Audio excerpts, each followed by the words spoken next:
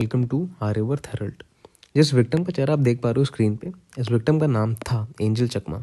24 साल का लड़का, हिंदुस्तानी, एमबीए की पढ़ाई कर रहा था, त्रिपुरा से था। नस्ल सूचक गाली देते हुए इनकी इतनी पिटाई कर दी गई कि इनकी जान निकल गई। अब जो थोड़ी बहुत जान पिटाई करने के बाद बची हुई थी, वो चाकू से गोद गोद करके जब मारा गया तब निकाल ली गई। ये कहना है इनके पिताजी तरुण प्रसाद चकमा का।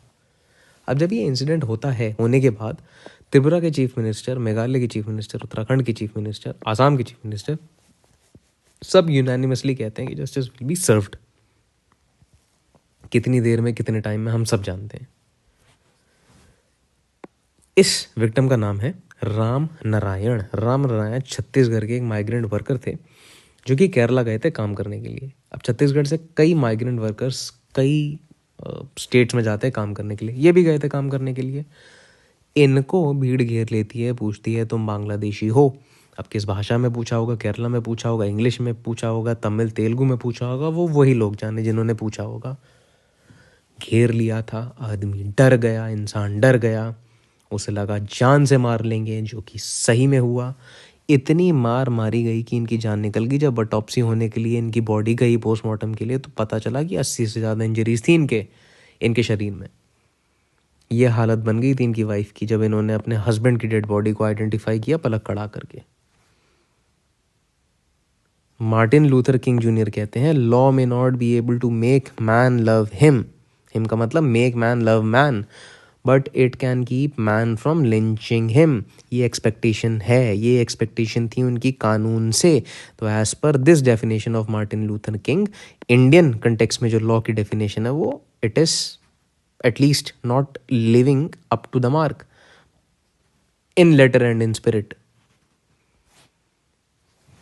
So ये जो थे, ये बेसिकली एक माइग्रेंट वर्कर थे राम नारायण। ये जो थे एंजल चकमा, ये एक स्टूडेंट थे, 24 साल के ही थे ये। इनकी भी एज ज़्यादा नहीं लग रही मुझे। ये है सेंटा क्लॉस, इनकी एज पता नहीं कितनी है, but Santa Claus is also not safe in a country. Santa Claus हो गए, क्रिसमस ट्री हो गए, ये सब भी सेफ नहीं है हमारे देश में। रैंडम भीड़, रैंडम बोल लूँ या फिर ऑर्केस्ट्रेटेड ऑर्गेनाइज्ड भीड़ बोल लूँ, हाथ में लाठियाँ लेके, तलवारें ले करके कहीं भी पहुँच जा रही है। मॉल्स में पहुँच जा रही, स्कूल्स में, मार्केट में पहुँच जा रही, हर जगह पहुँच जा रही। ये नहीं दिख रहा है कि ऐसी जगहों पे बच्चे भी हो सकते हैं और रैंडमली मारना, उखाड़ना, तोड़ना शुरू कर देंगे। जैसे ऐसे यहाँ पे कर रहे हैं, क्रिसमस ट्री को तोड़ा जा रहा है। ऐसे क्रिसमस ट्री ने पता नहीं किसको भगा ले गए हैं इनकी। असम की क्रिश्चियन बॉडी ने इसको, केरला की, छत्तीसगढ़ की, हर क्रिश्चियन बॉडी ने इसको कंडेम किया है, बोथ नेशनल एंड इंटरनेशनल। कई लोग भी ऐसे इंसिडेंट्स को कंडेम कर रहे हैं, जैसे अशोक जी कह रहे हैं कि India is destroying its reputation internationally with such acts of intimidation and tolerance. एक भाई साहब कह रहे हैं, how are we different from Bangladesh then, ये तो एंटी नेशनल है। एक जो है वो कह रही हैं PM is quite, CM is quite, rapist getting bell. I think ये कुलदीप सेंगर की बात हो रही है यहाँ पे, और साइंटिस्ट आर इन जेल, ये शायद सोनम वांगचुक की बात हो रही है यहाँ पे। So Santa is also not safe in a country. इसके बाद this person, this victim is, I mean use to be a scientist थे ये। इनका नाम अभिषेक है। किडनी ट्रांसप्लांट इनका हुआ था, डायलिसिस पे थे। बहन ने किडनी डोनेट करी थी। इतनी मार मारी गई, एक पार्किंग का डिस्प्यूट एक छोटा सा हो गया था मोंटी नाम के आदमी के साथ, और इसने इतनी मार मारी, मतलब लिटा करके घूंसों से मारा, जान निकल गई इनकी। अब वो बहन जिसने एक किडनी डोनेट करी थी, उस पर क्या बीती होगी, इर्रिस्पेक्टिव ऑफ किडनी डोनेशन हो या ना हो, बहन पे क्या बीती होगी, फैमिली पे क्या बीती होगी, वो फैमिली वाले ही जाने।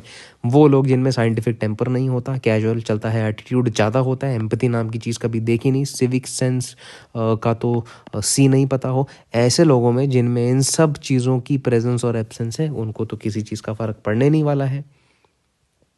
अब ऐसे इंसिडेंसेस में हमें ये पता चल रहा है कि हिंदुस्तानी को कूट रहा है।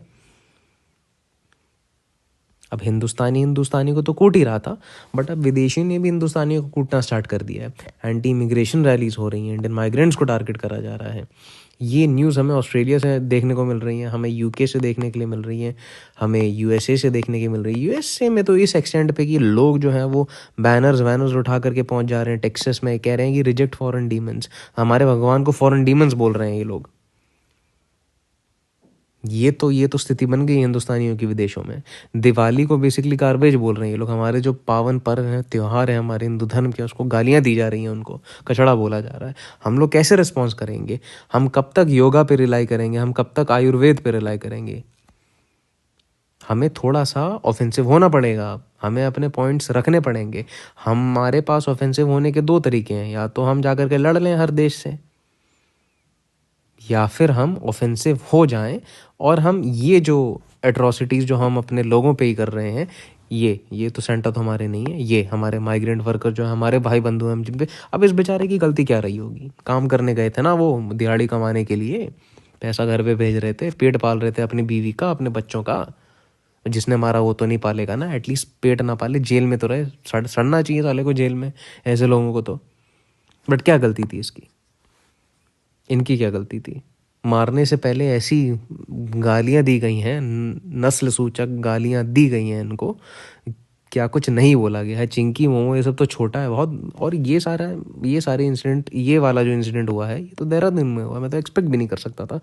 अब ये जो एक अक्यूज मेरे ख्याल से थे, अनंत मिश्रा शायद, तो अनंत मिश्रा जो है ये अब यूपी का है या फिर देहरादून का है, और ऐसे एक दो और नाम थे जो सामने आए थे, but Mishra ji was from I think so UP से, बिकॉज देहरादून में रहने वाले अगर कोई होंगे तो वह ऐसा काम हाईली अनलाइकली है कि नहीं कर सकते। पहाड़ी लोग ऐसे बिल्कुल नहीं होते हैं।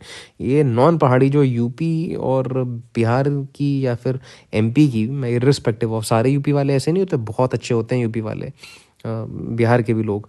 बट कुछ कुछ लोग होते हैं जो ऐसे ऐसे बेल्टों से निकल के, जो प्लेन वाले एरियाज़ हैं, बट उनको भी ब्लेम नहीं करना चाहिए, क्योंकि ये इंसिडेंट देहरादून में हो रहा है। अब एक अक्यूज़ को तो मैं देख करके सब यूपी बिहार वालों को बोलने लगूँ तो बिल्कुल गलत है ये।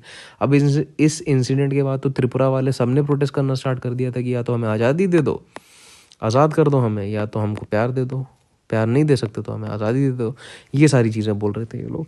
तो ऐसी सिचुएशन को हम देश में क्यों लाने दे रहे हैं, क्यों आने दे रहे हैं? इससे फ़ायदा किसका होगा? चाइना, अभी ये एफबीआई की, मेरे ख्याल से हम याद नहीं आ रहा एफबीआई है सीआईए, उसकी एक रिपोर्ट थी, उसमें ये इन लोगों ने बोला कि चाइना अरुणाचल को अपना कोर इंटरेस्ट बताती है, कोर इंटरेस्ट। तो ऐसे इंसिडेंट्स जब होते हैं बहुत ज़्यादा, तो एक यार रीजनलिज्म की और मतलब उसकी भावना आ जाती है लोगों के अंदर। तो हमें मेक श्योर करना चाहिए ऐसे इंसिडेंट्स होना, और हों तो हमें यूनानिमसली हमें सिंपैथी एम्पैथी दिखानी पड़ेगी, हमें कैंडल मार्चेस निकालने पड़ेंगे, सॉलिडेरिटी हमें सॉलिडेरिटी दिखानी पड़ेगी नॉर्थ ईस्टर्न वाले लोगों के साथ, और दिखानी नहीं पड़ेगी, उनके गम में शामिल होना पड़ेगा, तब जा करके उनको ये चीज़ पता चलेगी। स्टेटस डालना पड़ेगा हमें। स्टेटस डालने से वैसे लोग बोलते हैं होता कुछ नहीं है, बट एटलीस्ट सॉलिडेरिटी तो दिखे ना इन लोगों को।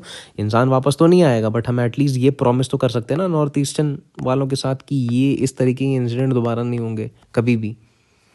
उत्तराखंड वाले कर सकते हैं, यूपी बिहार वाले कर सकते हैं, सारे कर सकते हैं ये। और